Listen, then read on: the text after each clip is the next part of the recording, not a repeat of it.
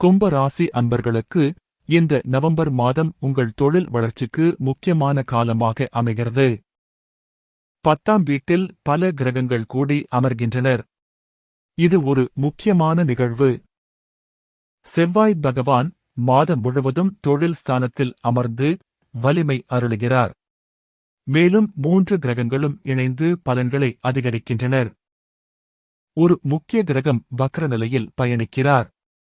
எனவே சில விஷயங்களில் கவனம் அவசியம்.